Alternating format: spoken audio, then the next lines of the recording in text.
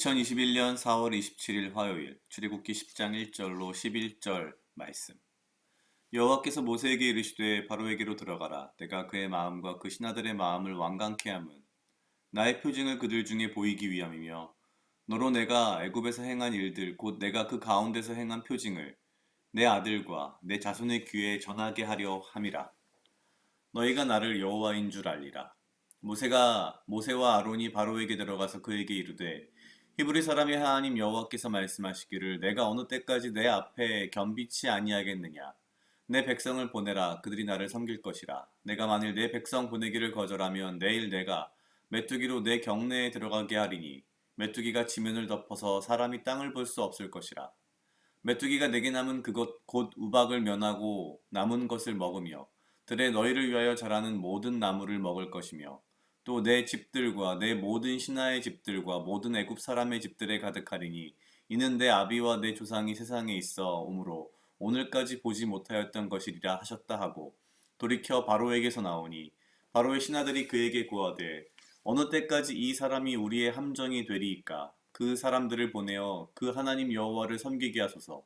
왕은 아직도 애굽이 망한 줄을 알지 못하시나이까 하고 모세와 아론을 바로에게로 다시 데려오니 바로가 그들에게 이르되 가서 너희 하나님 여호와를 섬기라. 갈 자는 누구누구뇨? 모세가 가로되 우리가 여호와 집 앞에 절기를 지킬 것인즉 우리가 남녀노소와 우양을 데리고 가겠나이다. 바로가 그들에게 이르되 내가 너희와 너희 어린 것들을 보내면 여호와를 너희와 함께 하게 함과 일반이니라. 삼갈지어다 너의 경영이 악하니라. 그는 불가하니 너희 남정만 가서 여호와를 섬기라. 이것이 너희의 구하는 바니라. 이에 그들이 바로 앞에서 쫓겨나니라. 아멘. 오늘 출애굽기 10장 1절로 11절 말씀은 이제 메뚜기 때의 재앙이 닥치기 전의 상황을 보여주고 있습니다. 하나님께서는 10장 1절과 2절을 통해서 이러한 재앙들을 보여주시는 이유를 말씀하십니다. 10장 1절에는 내가 그의 마음과 그 신하들의 마음을 완강케 함은 나의 표징을 그들에게 보이기 위함이며 라고 첫 번째 말씀을 하시고 2절에서는 내 아들과 내 자손의 귀에 전하게 하려 함이라. 너희가 나를 여호와인 줄 알리라. 그들의 자손 대대로 하나님이 여호와이심을 알게 하기 위해서 이러한 재앙들이 있다는 거죠. 그런데 오늘 10장 이 전반부에 앞에서와는 조금 다른 어떤 현상이 벌어지기 시작합니다. 이 모세와 아론이 바로에게 가서 메뚜기의 재앙이 이제 닥칠 것이다라고 이야기를 하고 나가버리니까 바로의 신하들이 바로에게 이야기하기를 어느 때까지 이 사람이 우리의 함정이 되리이까 그 사람들을 보내어 그 하나님 여호와를 섬기게 하소서. 왕은 아직도 애굽이 망한 줄을 알지 못하시나이까 하고 라고 말합니다.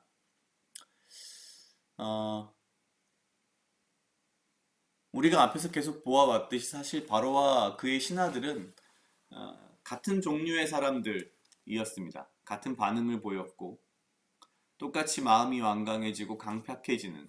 그런데 오늘 10장 7절에서는 다소 다른 모습이 보입니다. 신하들은 이제 두려워하기 시작합니다. 그러면서 바로에게 이야기하기를 왕은 아직도 애굽이 망한 줄을 알지 못하시나이까 라는 굉장히 직접적인 표현을 사용합니다. 그리고 나서 모세와 아론을 다시 데려오는데 문제는 바로가 묻기를 여호와를 섬기러 갈 자는 누구누구냐라고 묻습니다. 이 얘기인즉슨 이미 사실 모세가 계속해서 이야기를 한 것인데 모세의 말을 정말 귓등으로도 듣지 않은 것이죠. 남녀노소와 우양을 데리고 가겠다라는 말이 처음 등장한 것이 아닌데 마치 처음 등장하는 말인 양 묻습니다. 그리고 나서 10장 10절에서 말하기를 바로가 그들에게 이르되 내가 너희와 너희 어린 것들을 보내면 여호와를 너희와 함께 하게 함과 일반이니라. 삼갈지어다 너희 경영이 악하니라. 사실 좀 해석이 어려운데 우리말을 이렇게 원문을 직역해 보면 이런 의미라고 합니다. 내가 너희와 너희 어린 것들을 보내는 것과 똑같은 방법으로 여호와께서 너희를 도우시기를 바란다. 이게 지금 사실은 진심으로 하는 말이 아니라 말 그대로 조소가 섞인 비아냥인 거죠. 그러니까 바로는 자기가 어린 것들을 보내는 것이 불가능한 것처럼 여호와께서 이스라엘 백성과 함께하는 것도 불가능하다는 말을 역으로 뒤집어서 아주 비웃어가면서 지금 이야기를 하고 있는 겁니다.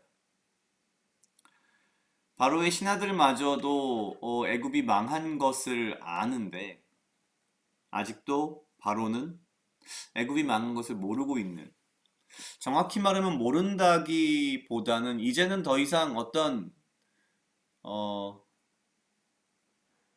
애굽 전체의 이익이라기보다는 자기 자신의 어떤 자존심, 아마도 자기 자신의 정치 권력을 약화시키는 것을 막기 위한 마지막 발악 같은 거겠죠. 사실 이미 이 정도 상태에 이르르면 애굽이라는 나라, 이집트라고 하는 나라는 사실상 아주 심각한 상황에 들어가 있다라고 볼 수밖에 없습니다. 그런데도 불구하고 바로는 전혀 그 상황을 개의치 않을 뿐만 아니라 신경도 쓰지 않죠. 그러니까 사실 바로는 이집트 전체의 이익 혹은 애굽 사람들의 이익을 위해서가 아니라 자기 자신의 이익과 자기 자신의 자존심을 위해서만 살아가는 사람이었습니다. 왜냐하면 앞에서 보았듯이 그는 본인이 세상의 중심이며 세상이 자기 것이라고 믿고 있었기 때문이죠. 세상이 내 것인데 어디 감히 노예들이 도망가려 하느냐라는 아마 생각을 하고 있었을 겁니다.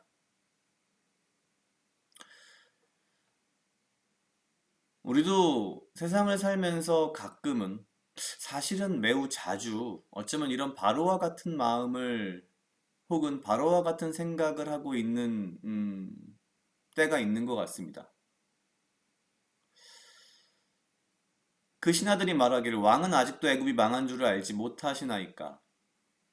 이미 본인이 굉장히 심각한 상황에 처해 있음에도 이것을 알지 못하는 모습. 이것이 어떻게 보면 굉장히 낯설지만은 않은 모습인 것 같습니다. 우리는 때로 우리가 죄에 빠져서 허우적거리고 있을 때에도 우리 스스로가 그러한 어려운 상태에 있는 줄, 다 정말 망한 상태에 있는 줄을 알지 못하고 여전히 내가 잘난 줄 알고 여전히 내가 무언가 힘이 있다라고 생각을 하고 나의 어떤 의지, 나의 자존심만을 앞세우는 그러한 삶을 우리는 살고 있지 않은가. 왕은 아직도 애굽이 망한 줄을 알지 못하시나이까. 이 말이 어쩌면 저에게 제 삶에 굉장히 중요한 어떤 경고 같은 것이 될 수 있다는 생각을 합니다. 나는 아직도 내가 망한 줄을 알지 못하고 망나니처럼 내 삶을 내 의지대로 내가 이 세상의 주인인 양 마음대로 하려고 살아가는 모습이 나에겐 없는가? 나에게도 이런 모습이 있지 않을까? 순간순간 상황마다 시기마다 나도 이런 착각에 빠져서 교만한 삶을 살고 있진 않을까라는 생각을 하면서 이 말이 참 큰 어떤 삶의 경계가 되고 삶의 어떠한 경고가 되는 그런 말씀이라는 생각이 들었습니다. 각자 약 2분 정도 묵상하시겠습니다.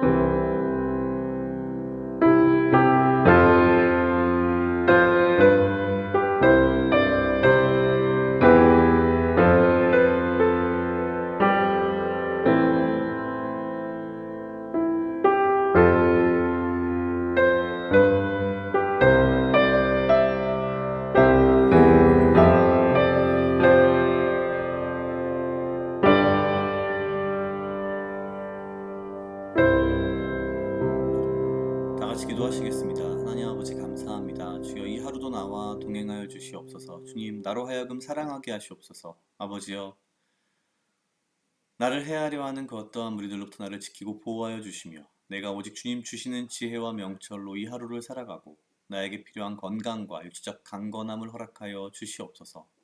주님 내가 내 삶의 주인인 양, 내가 이 세상의 왕인 양, 나의 삶을 내 의지대로 할 수 있는 양 착각하고 주 앞에 교만하며 내가 주 앞에서 범죄함으로 나의 삶이 다 망한 것을 알지 못하는 그러한 우를 범치 않게 하시고 오직 주 앞에 겸비하며 겸손하며 주를 두려워하며 주의 뜻을 구하며 살아갈 수 있도록 주여 인도하여 주시옵소서.